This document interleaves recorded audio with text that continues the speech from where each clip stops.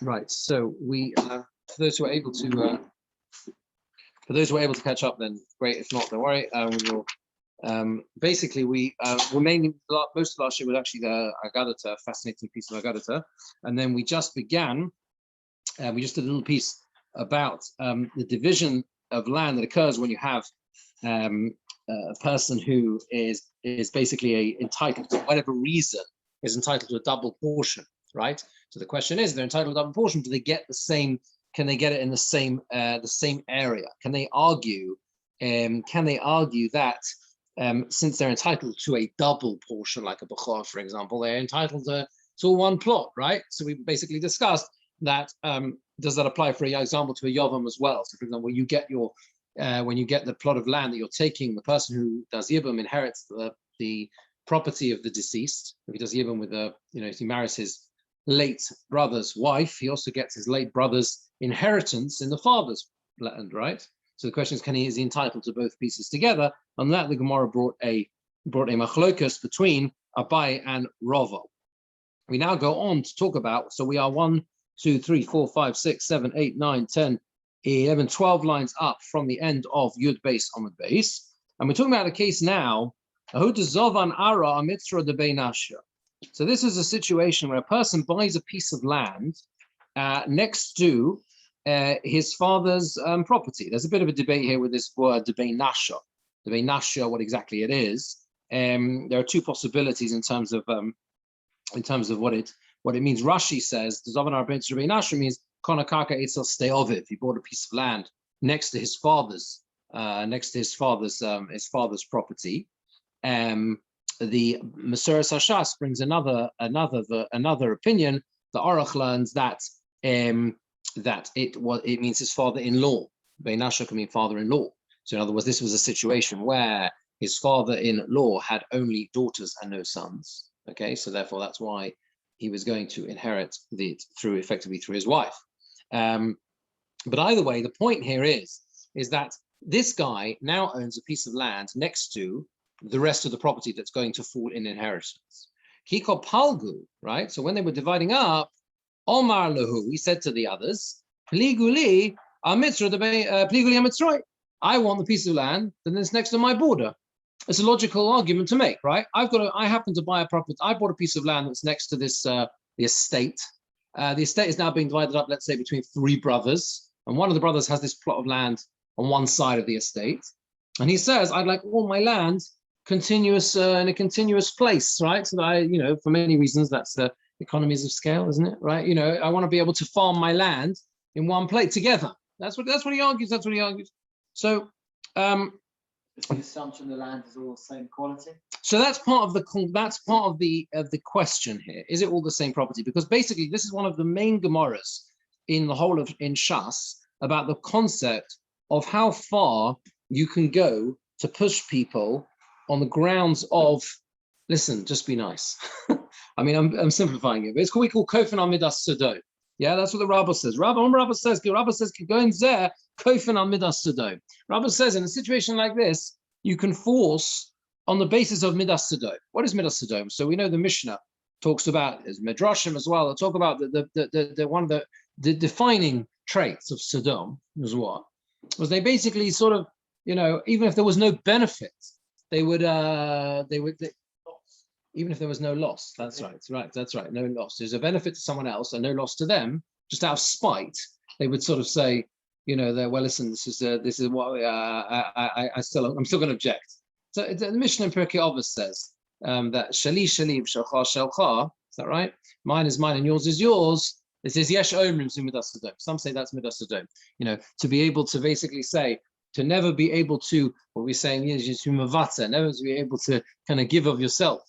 More above and beyond, right? That is the characteristic trait of Sodom. So Rabbah says, in this scenario, he can force them on the basis of Midas Sodom, right? So Rashi says, if he comes to divide up with his brothers, with his father's property, this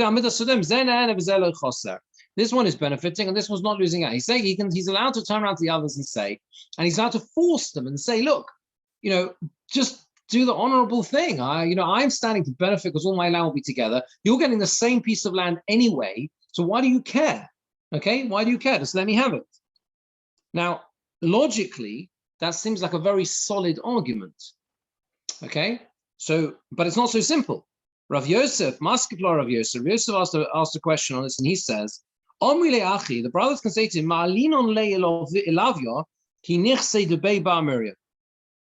we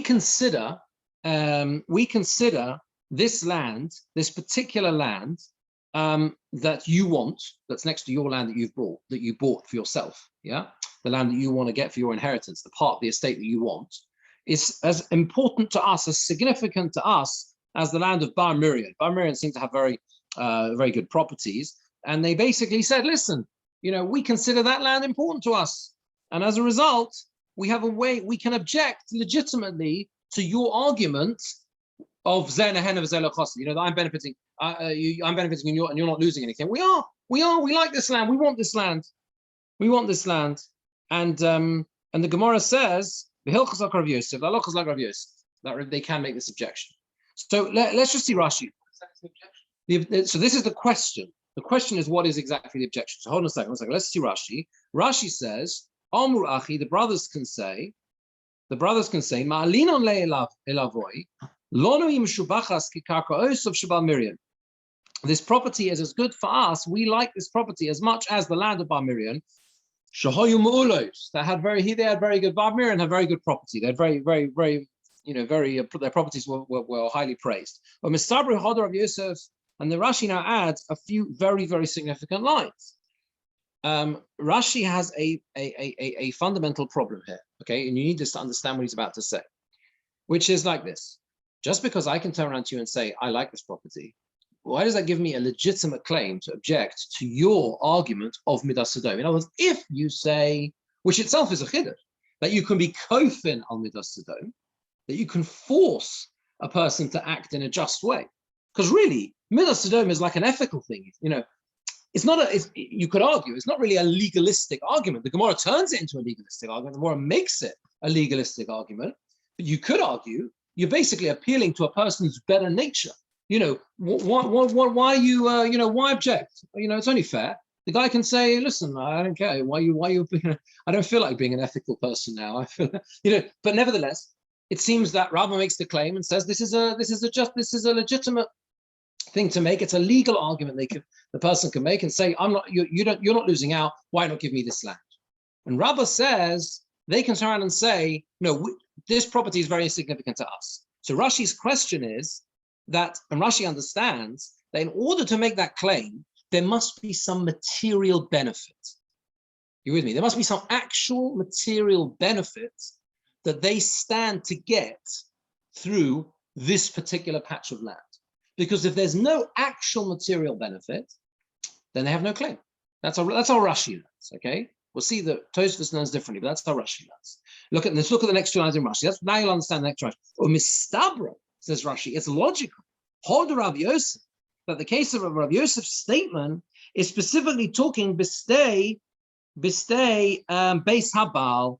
It's talking about land, property that is watered. Bistei beis habal is effectively it's watered through rainwater. Shechoinen loymar, right? Shechoinen loymar. Because it's subject to the water by rain, it's not watered by a well, right? That's the difference. There are two ways of watering fields, right? By natural means or by a well. So because it's watered by, it depends on the rain for its sustenance. Therefore, they can say sometimes sometimes that land does better than other lands. So in other words, sometimes this land, it might do better than the other property, and therefore we want a part, or we want to divide the whole land equally. Okay, it's not changing the quantity of land they're going to get, but it's a legitimate legal argument for them to say, by you insisting on taking this particular land, we are potentially suffering a material loss. The quality of the crops are going to be less or more. Might be less. It's not guaranteed, but the point is it could be. It could be. They're allowed to make that claim. They're allowed to make that claim. Okay. So in other words, Rashi understands that to defeat the argument of Kofan Amid Sodom, which is, there's this idea of saying, well, listen, you're not losing out, so why should you object to me wanting this particular area? There has to be an actual kind of legal argument against it. Otherwise it doesn't stand, right? But Tosfos is not happy with this. Tosfos is not happy with this at all. If you just look into the Tosfos is Deba Maskal Ma'alinon, just see a little bit of it. So basically what he says is, actually, you know what? It's better to see the next case in the Gemora first, and then we'll come on to Tosfos, because Tosfos' argument is based on the next case as well. So let's see the next bit of Gemora, and then we'll come back to Tosfos afterwards. And the Halach Gemara says, Halach like Rav Yosef. They can object and say, no, this is better to us. We don't want to lose out. We don't have to go with your argument. Trei arata, trei nagri. What happens if you have two pieces of land are trei nigri? So Rashi says the case is in Beis Hashlochin. So this is the other type of land. This is land which is watered by well. So you have to water the land physically. You can't rely on rain. And the brothers have, these two brothers, they're going to divide up two fields for each of them. Okay, sorry, the two brothers are dividing up these two fields. Each one has a river with which, or a canal really, that they're going to use to water the field with. And this one bought a field.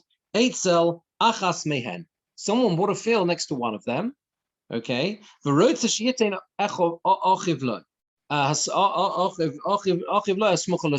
right? And he wants his brother to give him the field and next to the land he bought, right?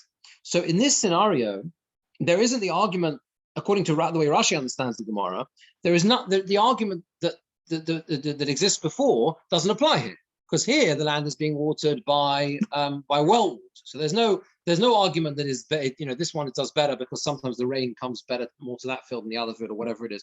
This is totally different. So this is Trei Arata, Trei Nigri. They both have their own water source. Amar Rabba says, in this scenario, it's obvious you should be able to force him based on Midas Sodom. I bought a field next to this one. Why is it now? You should give me the field so I have all my land in a continuous piece. Maskeflar of Yosef, no. Here as well, he's got a legitimate argument against it. What is that? Zimnin high midville for high low midville. Sometimes one dries up and one doesn't dry up. Things can go wrong. Things can go wrong with the canals as well. Okay, and therefore he also has a legitimate legal claim, like legal argument to resist the argument of saying you're not losing out. Look at Rashi. Because for the second piece of land, it also has a river, a canal, or whatever to water from it. So the Gemara says, Rav Yosef asked on that. Let's carry on the Rashi. The way of these canals is to dry up. When the river that they are drawn from, that they draw their source from, is reduced or dries up or whatever. These canals were like sort of man-made, right? They were dug from the river to the fields, and they brought the water to the fields. If the river dries up, there's no water in the canal. Sometimes one of them dries up and the other one doesn't. You need to take your portion in both of them. We need to divide up in such a way that we both stand equally to gain and equally to lose. The love midas Sodom he, because that's not midas Sodom. That's not midas Sodom. It's not midas Sodom if I'm going to possibly stand to suffer a loss. Midas Sodom is defined by a situation when you can say to me, you are not going to lose. So why not do me this favor? If there's a potential possibility that I might lose, your claim falls away. So I can say to you, Rav Yosef says here as well, he can say to him, because one might dry out, one might the other. Yeah. So you can say, listen, we need to have equal potential for gain, equal potential for loss. Oh, he says Rashi, 10 lono ilu v'domim, or pay for it. Because that's another option, obviously. You can charge them for it. Yeah. If the guy says, I want my field together, my land together, and he says, I'm not going to give it to you for free. I don't mind giving it to you, but you're going to have to pay for that right to have all that land, together. Yeah, you with me? So that's the point. That's the point here. Now, right. So yeah. So again. So here. So just now look at this Tosfos, because Tosfos brings Rashi. So he brings Rashi. He brings Rashi that they can say that sometimes the one is better than the other one. You can't say it with the two lands on two separate canals, which was the second case we just brought. Because you have to water them, and neither one is blessed more than is stands to gain more than the other one. The key point to is Rabbeinu Tam's kasha on Rashi. Ve'ein nira, he says. Rabbeinu Tam says, I'm not happy with this. I'm not happy with this. Why? He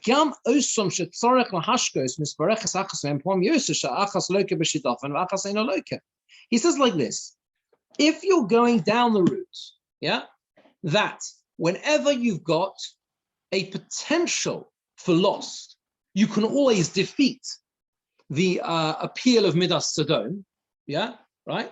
Then there's always a potential loss, like you said, David, you said, what did you say? You might get a potato blight in one field and not in the other one, right? There's always going to be, you're dealing with a moving target when you're dealing with the natural world, natural elements, right? Because I said to someone this week, most unpredictable things are people, Everything else we can predict except for human beings. The same thing with the natural elements, right? It's unpredictable. So therefore, there's always going to be a potential loss. There's never going to be a scenario in a case of anything that's determined by the natural elements where there might not potentially be a loss. One field will do better than others. So, so that can't be, he says, the meaning of these Gemoras. So Midas Sodom is however remote it is, black swan events. I mean, do you look at what is Shchiach over a 50-year period, or do you say however remote the events might be?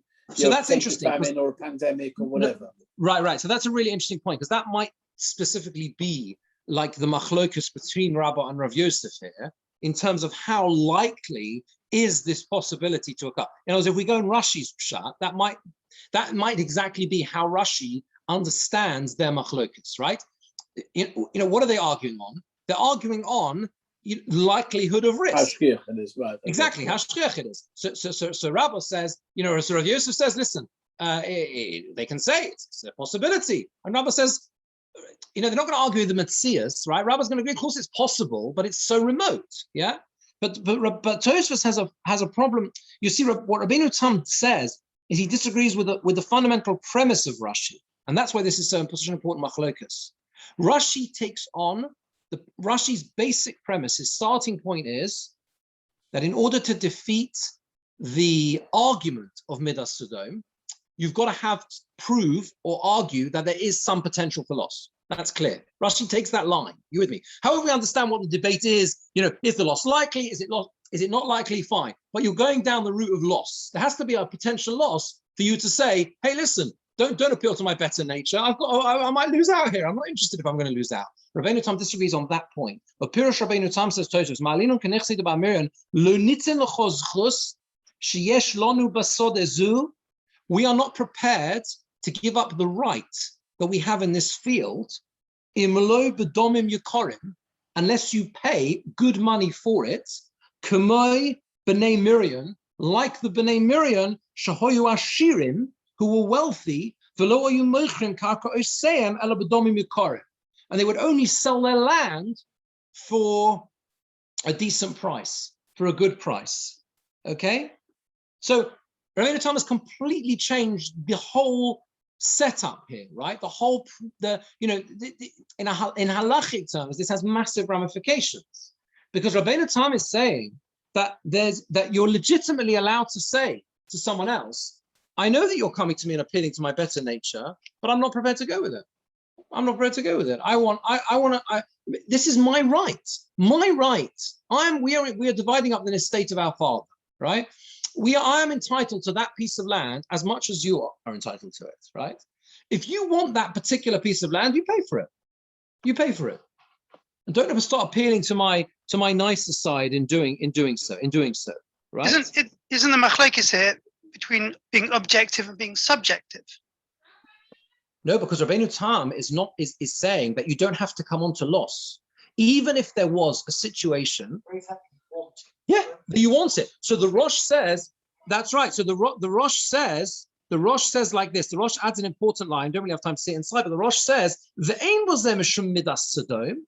That's not an argument against Midas Sodom where you can say, listen, you're not losing out, why not give it to me? Sharei, he's explaining Rabbeinu Tam. Sharei yesh lonu zechus b'gorol zeh. We have a right to this lottery of land. It is our right. We are equally entitled to this lottery of land. Well, a lottery because that's how they would, however they would divide up the land, the estate. Yeah. Shem yipol lonu hagorol. Okay. Bein shtei hasod, bein shtei sodos. If the plot that falls to us in however the land, the estate is divided up, what do they call it? The executes, whatever they do, however they divide up the land. If we get the land that's, part that piece of land falls to us or part of that piece of land, horashus biyodenu, it's our right, and that we won't change it unless you pay for it. Gam Atzo now as well. Nami ain't come Midas Sodom, ain't on him about in Chalkeinu b'shvilcho. That's not called Midas Sodom. If we don't agree to just give up our portion for you, that's not Midas Sodom. That is not what Midas Sodom is. That's reinforcing your rights, basically. It's basically, yeah, exactly. It's saying that we have a right to this field. And the Rosh carries on and says, okay,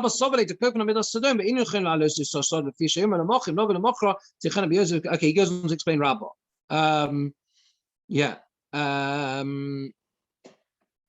So that's of course that's how we understand Rav Yosef's argument.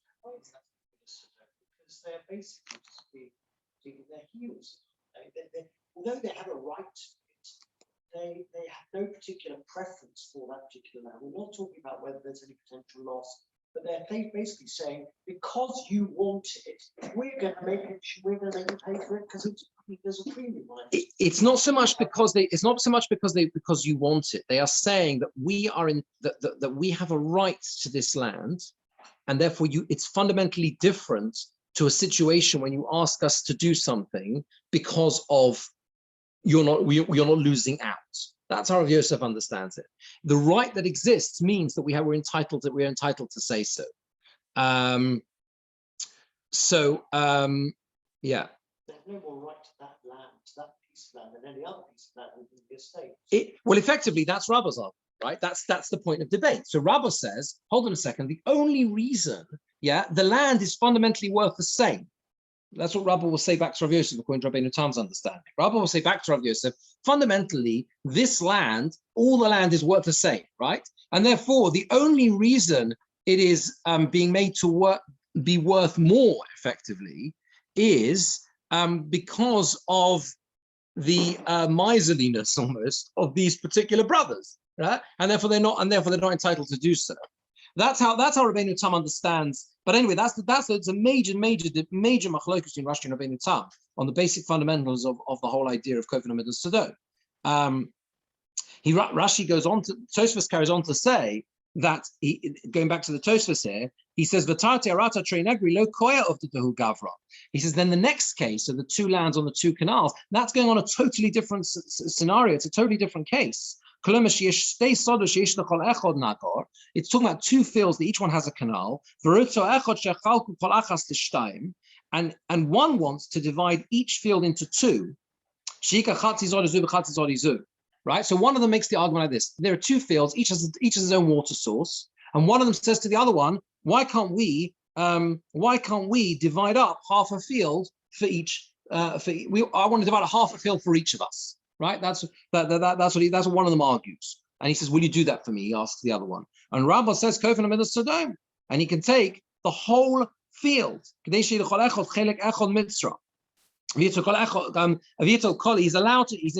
to do so. Each one is entitled to take an entire whole field. Okay. And he goes on to explain the following cases like that as well. Basically, it's talking about the arguments are about division of the field and whether one of them can argue against someone else and say, we'd like to divide up the field, in bits, or are they entitled to argue for a continuous division? We get one field each. He explains all of the rest of them are different as well. But the main point I wanted to bring out to you here was this idea of this machlokes in Rashi and Tosfos, which seems subtle, but is actually very, very important. As to whether you need to make a financial loss in order to argue against this appeal to better natures, if you like, in this way. So the Gemora, let's just see two more lines. A few more lines. There's the third case in the Gemora, the bottom of the Amud is, where you have Tarti Arato, two lands, Achad Nigra. So there you have two lands on one canal. So Rashi says, Tarti Arato Yishlim Nachloik Al Chad Nigra. So you got two pieces of land, and they want to divide up, and there's one stream, there's one canal for both lands. The same as before, and one of them buys land next to the other one, next to one of the fields. Okay. Now, Omar of Yosef says, here as well, Rav Yosef now switches positions. Now Rav Yosef says, okay, you can force Al Midas Sodom. Why? Because Rashi says the Kimon da Achad Nigra Ninu Shtein Shabbos. Here they're completely equal. There's the same channel, the same canal, which comes from the same water source, is watering both fields. So this is this third case. There genuinely seems to be, again, going to Rashi's pshat, there's no loss. There's no loss you're suffering by me arguing for the one field next to the field I bought, because it's continuous, right? And there's one channel that's watering both. Okay, so on that, Maskef Abai, but Abai, even in this case, Abai objects, because Abai says, Motzi Omar, he can say to him, he says, I would like you to have to get in extra laborers, extra workers, sharecroppers. Rashi says, Tovli Shilachoshte Sodos. It's good for me that you have two fields, Achas Mikan, Achas Mikan, right? One on one side and one on the other side. The Bach leaves out the next a few words. Kadesha Tirbalacharisin, so that you have to have lots of sharecroppers. But they saw there's Shali, Mishtameres Yofa, and my field in the middle is protected in a better way. Okay, and I won't perhaps surprise you to learn that the Gemara concludes on this. On that, the halacha is also like Rav Yosef, and on the Rav Yosef saying that that's not a good argument because Afushe that's not a significant argument to have to say that this is not a loss. You understand the argument you're making, that the other one's going to say, I want your land to be divided up so that you have to get extra guards in, and my land in the middle is protected on either side. That's not a valid argument. You're using me now. You're using the way you're manipulating the situation in order to for your personal gain. And therefore that's why, and therefore that we don't, therefore the halacha is not like a buy, the halacha is like Rav Yosef. Fine. Final case in the sugya mitzvah we'll see next time. And sorry, we have to leave it here for this time. See you next week. Okay. Sure, thank you. Okay, on Simchas.